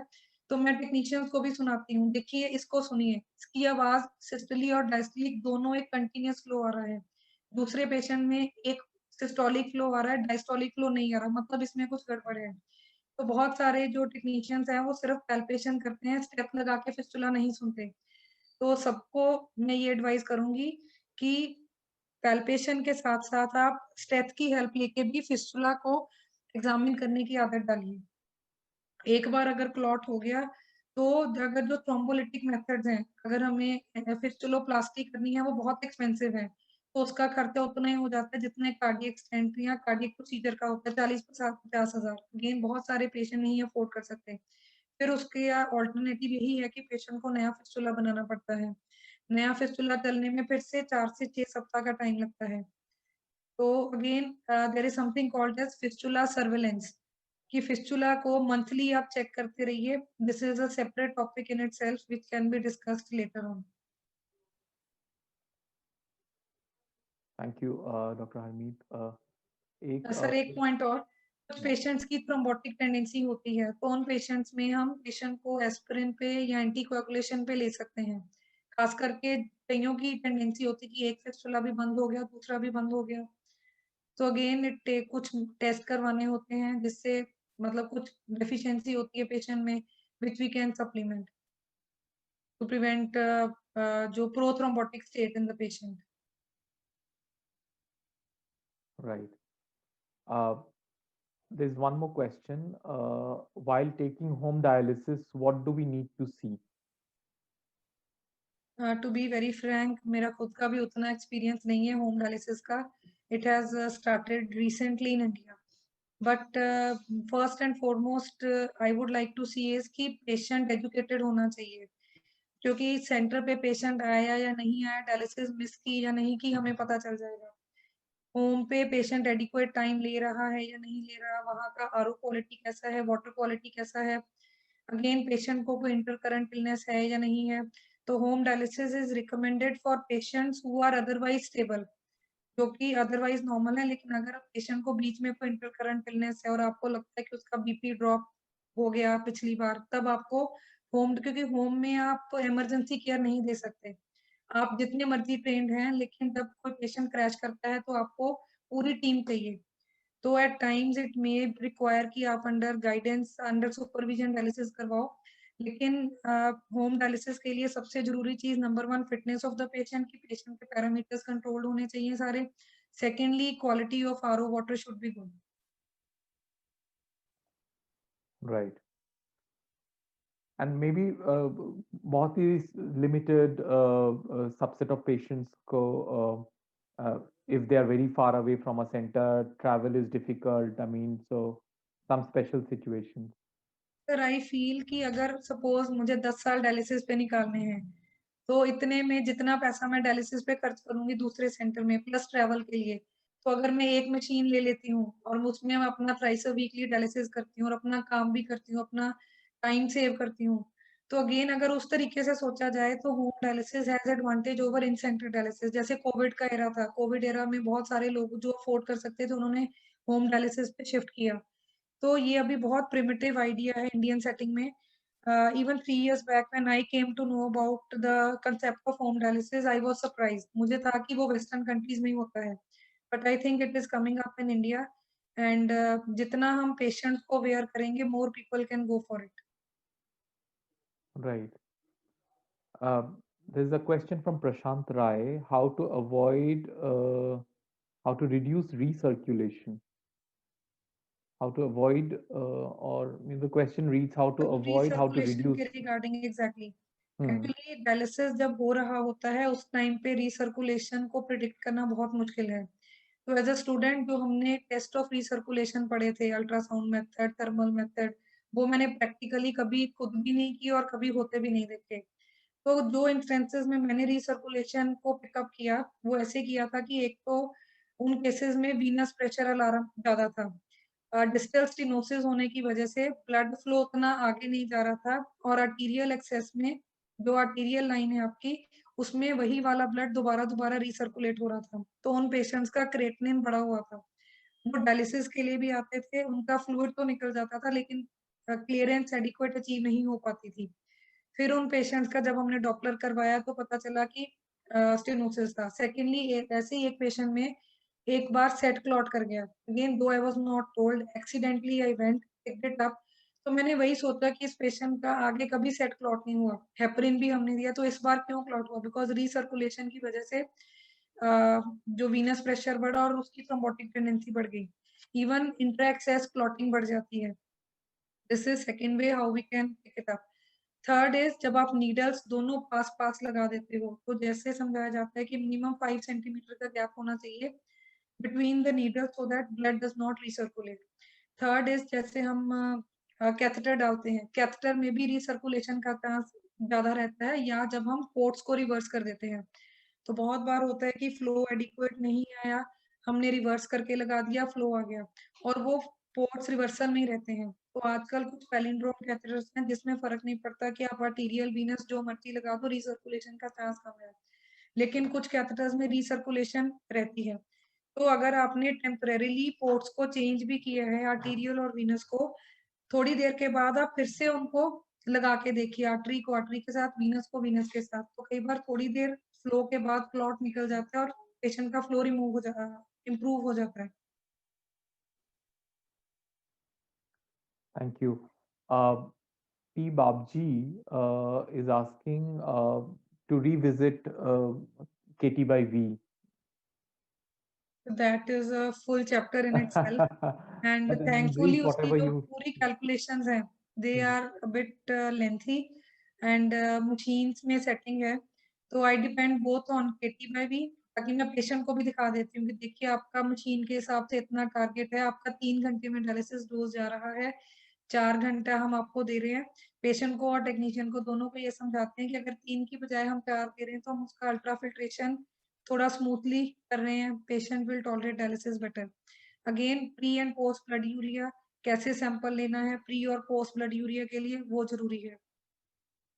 But most of the machines, resinous की, बीब्रॉन की, दे हैव दैट सेटिंग। आपको जस्ट आदत, बात वही है कि आदत डालनी है कि आप पेशेंट की हाइट, वेट और बाकी पैरामीटर्स डालो और उसको हर पेशेंट के लिए स्टडी करिए कि एक पेशेंट का 4 घंटे में KT/V अचीव होता है, एक का 2.5 घंटे में भी होता है, एक का जरूरी नहीं है 300 ही फ्लो रखने, एक का 250 फ्लो रखने पे भी होता है, क्योंकि ज्यादा क्लियरेंस से हमारे जो विटामिन, न्यूट्रिएंट्स या प्रोटीन लॉस भी थोड़ा अधिक होता है। तो अगर KT/V 250 फ्लो रख के अचीव हो जाता है तो we can keep blood flow at 250 also. कुछ पेशेंट्स हैं, जैसे एक हमारा पेशेंट है 100 kg वेट है उसका, तो उसका 350 फ्लो रखते हैं, 400 तक भी रखते हैं। अगर आपको HDF करना है तो फ्लो उसका बेटर रखना है। जी। मतलब अगेन द मैसेज इज कि 4 घंटे डायलिसिस करना सफिशिएंट नहीं है। आपको ऑब्जेक्टिव और सब्जेक्टिव मेथड के साथ इंश्योर करना है कि पेशेंट को पूरी डोज चली गई। राइट एंड टू, हाँ, ये पैरामीटर्स जो pre and post and all that thing and to be vigilant कि यस सर। सर एक्चुअली ना पेशेंट को लगता है कि मैं टेस्ट पे खर्चा करवा रहा हूँ, लेकिन अगर एक छोटे से यूरिया, क्रेटिनिन, पोटेशियम, ये सब महंगे टेस्ट नहीं है HB। तो ऑफ कोर्स PTH मैंने देखा है बहुत सारे पेशेंट नहीं करवाते हैं, बट वी टेल देम कि अगर आप करवा लो तो आपका फायदा है। तो इसके लिए मोटिवेशन ही चाहिए। आज की डेट में जो पेशेंट डायलिसिस सेंटर तक आ रहा है उतना गरीब नहीं है कि 100 रुपए का यूरिया अफोर्ड ना कर सके। तो एक बार उसकी इम्पोर्टेंस समझ ले तो वो पेशेंट खुद उस चीज की डिमांड करते हैं। और पेशेंट को एक्टिवली इन्वॉल्व करना है। जैसे क्लास में बच्चों को हम मोटिवेट करते हैं, तेरे अच्छे मार्क्स आए, तूने अच्छी मेहनत, तो थोड़ी सी मोटिवेशन चाहिए होती है पेशेंट्स को कि you are doing well now, आपके रिजल्ट अच्छे हैं। तो पेशेंट्स भी प्राउड फील करते हैं जब 4 पेशेंट्स के बीच आप एक पेशेंट की तारीफ करते हैं। Absolutely agree. हाँ, एक क्वेश्चन आया सचिन रानाडे से, कह रहे ma'am dialysis patient cold drink पीना चाहते हैं तो क्या करें? Actually sir I am very liberal on that. तो पेशेंट्स को मैं यही बोलती हूँ कि थोड़ा थोड़ा करके सब कुछ खाओ, लेकिन हर चीज की लिमिट रखिए। तो जब हम अपने आसपास देखते हैं जो चीजें बाकी लोग एंजॉय करना चाहते हैं, मतलब अगर मैं पेशेंट होती मेरा भी सब कुछ खाने को मन करता। जैसे पंजाब नॉर्थ साइड में लोग साग पालक पसंद करते हैं विंटर सीजन में, किसी को कोक पीने का शौक है। तो अगेन डिपेंडिंग ऑन पेशेंट के पैरामीटर्स कितने चल रहे हैं, पेशेंट की डायलिसिस फ्रीक्वेंसी क्या है, उसका वेट गेन कितना है, उसका रेजिडुअल रीनल फंक्शन कितना है, उसको यूरिन कितना आता है, एंड पेशेंट का कितना फ्लूइड हमने अलाउ कर रखा है। तो कुछ चीजें मैंने NRI पेशेंट से भी सीखी जो थ्राइस अ वीक डायलिसिस करवाते हैं, वो तो कुछ भी खाते हैं, मतलब उनके लिए कोई रिस्ट्रिक्शन ही नहीं है। बट इंडिया में क्योंकि फाइनेंशियल कंस्ट्रेंट की वजह से mostly patient twice a week dialysis हैं, तो थोड़े बहुत रिस्ट्रिक्शंस रहते हैं। तो उनको मैं ये बोलती हूँ कि आप डायलिसिस यूनिट में ले आइए, ताकि सपोज कोई पोटेशियम कंटेनिंग फूड है, किसी को आम खाने हैं, तो डायलिसिस में जब आधा घंटा हो जाता है तब आपके पोटेशियम लेवल्स कम होना शुरू हो जाते हैं। तो जो भी चीज आपने खाई 1.5-2 घंटे के अंदर आपके ब्लड में चली जाएगी। तो डायलिसिस शुरू होने के 1-1.5 घंटे के बाद आप वो चीज खा लो, ताकि 4 घंटे तक होते होते उसका इफेक्ट कम हो जाए। आई थिंक थोड़ा थोड़ा करके अलाउ कर देना चाहिए, और अगर आप नहीं भी अलाउ करोगे तब भी चोरी चोरी पेशेंट घर पे लेते ही होंगे। कुछ पेशेंट सिंसियर होते हैं, वो आपको आके बता देते हैं। कुछ पेशेंट खुद नहीं बताते, उनके फैमिली मेंबर्स मेरे चैम्बर में आके बताते हैं कि घर पे पेशेंट ने ये खाया था, उसने ये किया, क्योंकि फैमिली मेंबर्स डरते हैं कि ये पेशेंट ने जो चीज मना की थी वो खाई है तो कहीं उसको कुछ हो ना जाए। बट आई थिंक लाइफ को एंजॉय करना है, पार्टीज अटेंड करना है, अगेन डायलिसिस मिस नहीं करना, मेडिसिन मिस नहीं करना, और अपने पोर्शन कंट्रोल करना है। And thankfully we have groups, most of the dialysis technicians would be part of one group और द अदर। आपको कोई भी अगर नई चीज लगती है तो आप ग्रुप में डालो, आपको कहीं ना कहीं से उसके आंसर मिलेंगे। ड्रिंक्स में भी एक डिफरेंस है, जैसे कोक एंड जो पेप्सी है, black drinks, they are having more phosphorus as compare to drinks like Limca and Sprite. तो वो आप पेशेंट को गाइड कर सकते हो। अगर किसी को फ्रूट जूस लेना है तो they can always take it during dialysis. उसको यही बताइए कि आपको जो इंस्ट्रक्शन दे रही है कभी-कभी करना है, और फैमिली मेंबर को भी साथ में खड़ा करो, नहीं तो पेशेंट घर पे जाके बोलेगा कि जी डॉक्टर ने अलाउ कर दिया, टेक्नीशियन ने अलाउ कर दिया, एंड वो फिर इस लिबर्टी का मिसयूज करने लगते हैं। Right, right. एंड ये this is psychology, I mean जो रेस्ट्रिक्ट करते हैं वो ज्यादा करके लोग वही सर, करना चाहते हैं, तो एग्जैक्टली वो दिमाग उसी के बारे में सोचता है ज्यादा। या there's a question how to find the dialyzer for the patient. Is there any calculation? Please explain. Sir dialyser का जो फॉर्मूला है, जो surface area of the membrane है, that should be equal to the surface of area of the patient. तो as such आपको perfect match कहीं नहीं मिलेगा। तो जो रफ एस्टिमेट यूज करते हैं डे टू डे में, less than 40 kg, more than 80 kg, F5 dialyser बच्चों के लिए, F3 डायलाइजर। तो डिफरेंट कंपनीज के जो डायलाइजर हैं वो डिफरेंट नेम्स के आते हैं। जैसे मोस्ट कॉमनली अगर फ्रेजिनियस के यूज हो रहे हैं, उसमें सरफेस एरिया मेंशन्ड होता है, तो पेशेंट का सरफेस एरिया आप इजीली कैलकुलेट कर सकते हो based on the body weight of the patient and height of the patient. तो मोस्टली जो 40 to 80 kg के अडल्ट हैं उनके लिए जो F6 साइज है 1.3 metre to 1.4 metre square, that is sufficient. अगर इससे ऊपर है तो आप F8 डायलाइजर लगा सकते हो। लेकिन अगर आपने डायलाइजर F8 लगाया है और आपने ब्लड फ्लो को ऑप्टिमम नहीं रखा, F8 डायलाइजर लगा के आपने ब्लड फ्लो 200 रखा, तो आपका पर्पस अचीव नहीं होगा। सेकेंड इश्यू इज कि कुछ पेशेंट्स को हाइपोटेंशन की टेंडेंसी होती है, तो अगर आप उनमें बड़ा डायलाइजर रखोगे तो हाइपोटेंशन का चांस बढ़ जाएगा, तो अगेन स्मॉलर साइज में हेल्प है। देन इज कि कई लोग फर्स्ट इनिशियल डायलिसिस के लिए F5 डायलाइजर यूज करते हैं ताकि हम रैपिड क्लियरेंस ना करें, ताकि डायलिसिस डिसइक्विलिब्रियम सिंड्रोम ना हो। तो उसके लिए आपके यूनिट में जो भी कंपनी के डायलाइजर आते हैं, आप कंपनी से कैटलॉग मांगिए कि आप हमें पूरा लिस्ट दो कि आपके कौन-कौन से डायलाइजर्स अवेलेबल हैं। उनके फिर जो नोमेनक्लेचर क्या है, 1.3 मीटर स्क्वायर जो सरफेस एरिया है उसका क्या नाम है, 1.5, 1.8 का क्या नाम है, उसके हिसाब से you can choose the dialyser. Second is कि हाई फ्लक्स वर्सेस लो फ्लक्स। अगेन आपको पेशेंट को पहले खुद समझना है और फिर पेशेंट को समझाना है कि हाई फ्लक्स डायलाइजर में आपका जो क्लियरेंस ऑफ मिडल मॉलिक्यूल्स है वो बेटर रहेगा। अगेन HDF अगर आपके सेंटर पे अवेलेबल है तो वो पेशेंट को एजुकेट करना है। पेशेंट को उसके प्रोज एंड कॉन्स बताइए, कॉस्ट फैक्टर बताइए, and let the patient choose. ये तो एक बार आपको बैठ के एक्सरसाइज करनी है, वेट के हिसाब से, बॉडी सरफेस एरिया के हिसाब से साइज सेट कर लेना है। या एंड मे बी एक टेबल बना के सामने कहीं पे रखें exactly so that sir, it can be referred again and again. Exactly sir. और वो चीज को आप डेली देखिए, डेली देखते देखते वो वैसे दिमाग पे इम्प्रिंट हो जाएगी और आपकी will become a part of your memory. Right. Uh, there's a question again, how to find the EDW for each patient without BCM machine. Sir, I had some experience of using body composition machine, and it is not the perfect answer, though it helps us a lot. Patient को भी visually दिखता है कि मेरा dry weight इतना होना चाहिए, मेरा overhydration इतना है, लेकिन जो body है हमारी physiology वो बहुत variable है। कई बार BCM के बावजूद भी अगर हम dry weight लगाते हैं तो patient को hypotension हो जाती है या सांस की problem रहती है। तो because again it comes at a cost, जो भी सेंटर BCM मशीन लेता है they have to spend on it, in return the charge from the patient, and again many patients will not be able to use BCM. तो wherever available it is advisable to go for it.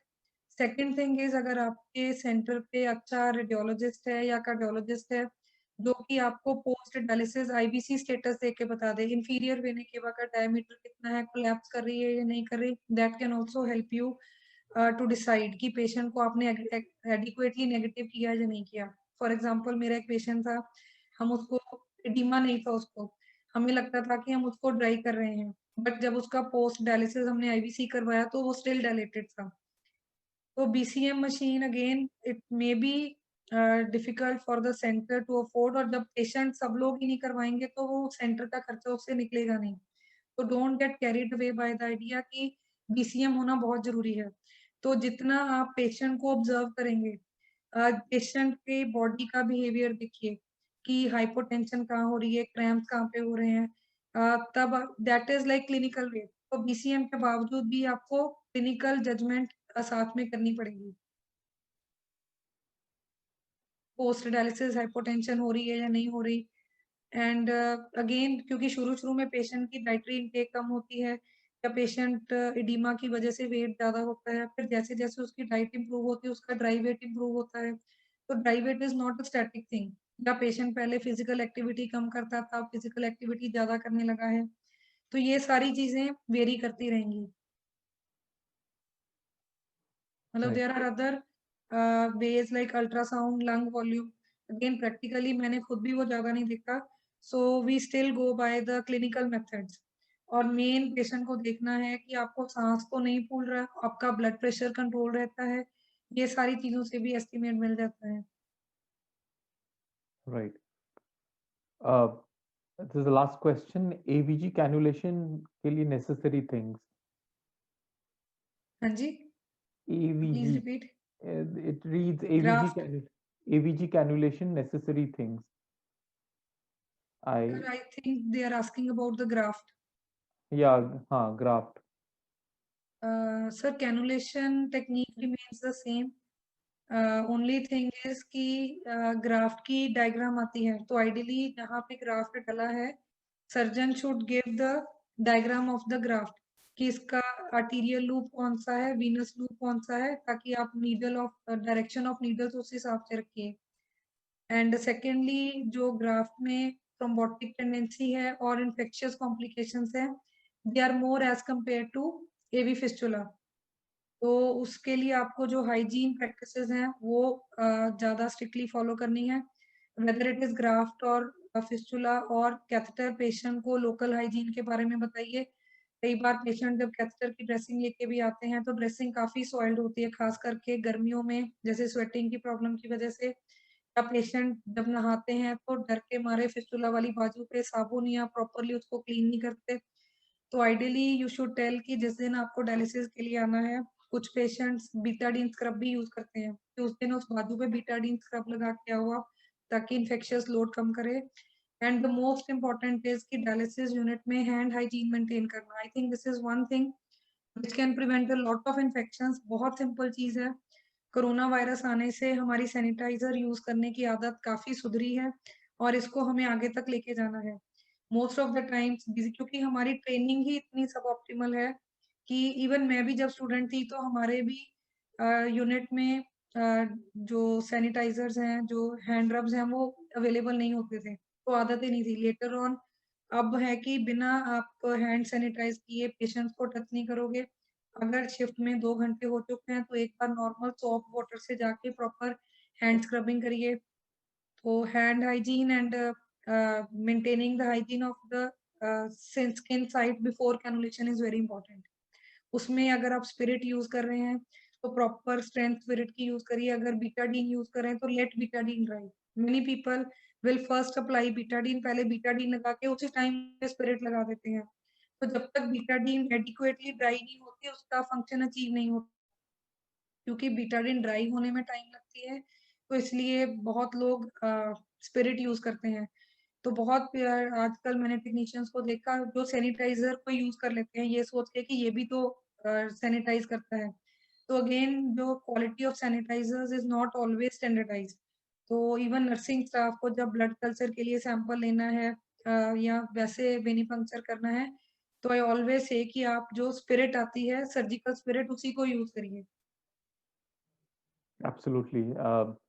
70% isopropyl alcohol based कोई भी हो, with exactly sir. maybe with or without chlorhexidine, and and in just intermittently soap and water अगर soiled हो गया हो कहीं से, कुछ body secretions touch किया and all that. एग्जैक्टली मतलब वन इंसिडेंस आई नोटेड कि फिमोरल डाला, हैंड्स पे ग्लव्स पे ब्लड लगा था, वही ब्लड वाले ग्लव से मशीन को टच कर रहे हैं, बेड साइड को टच कर रहे हैं। मतलब ये चीजें कोई जानबूझ के नहीं कर रहा, because they are unaware of it. So Right. जब एक बंदा खड़ा होके देखता है, आपके स्टेप्स को वॉच करता है, he may be able to pick it up कि ये ऐसे नहीं करना था। तो अभी आदत है टेक्नीशियंस की, वो जैसे ही प्रोसीजर की अगर ब्लड लगा है तो उसको चेंज करेंगे ग्लव्स को, तब हैंड सैनिटाइज करेंगे, तब जाके मशीन को टच करेंगे। Surface disinfection of machine is also very important. Because बहुत सारे अनसुपरवाइज सेंटर्स मैंने देखे हैं कि सडनली बहुत सारे पेशेंट्स हेपेटाइटिस बी या सी पॉजिटिव हो जाते हैं, वो इसीलिए because patient to patient spread नहीं होता और ना ही मशीन से इन्फेक्शन स्प्रेड होता है. Most of the times the cause of spread of infection is poor hand hygiene maintenance and poor surface disinfection. I think it has been really, lots of very practical points for all of us to start working towards. And proactively करना, vigilant रह के, and ये सारी चीजें बहुत practical हैं. ये every day everyone is doing and everyone can improve अगर आप नहीं कर रहे हैं तो. So I would like to thank you so much, Dr. Harmeet, for sparing your time and covering this important topic. And I'm sure that इसकी recording जब बाद में भी जो देखेंगे, people will benefit, people who missed today's session. Neeraj, I thank you for organizing this, and along with you, Kshitij, Sandeep, and everyone in Polymedicure who were part of this organization of this particular webinar. I would also like to thank सारे audience जो इतनी देर हो गए फिर भी, I know all of you are very busy, पर फिर भी उसके बावजूद आप connected हैं and आप interact कर रहे हैं, आप अपनी questions, clarifications ले रहे हैं, which is, I think, amazing. So I thank everyone, Dr. Harmeet, once again for coming over. We look forward to having you once again in the near future on some other important topic, which is going to improve practice. It's going to improve knowledge of the care providers. Yeah, definitely. Thanks a lot, sir. And once again, thanks a lot, ma'am, for sharing your experience. And I hope this will be very helpful for all our technical friends, and it will definitely improve the practices. And such kind of activities will definitely do in the coming future as well to improvise the practice. So on behalf of Polymedicure, once again, thanks a lot. Thanks a lot, sir. Thank you very much. Thank you, everyone. Bye, sir. Bye-bye. Bye-bye.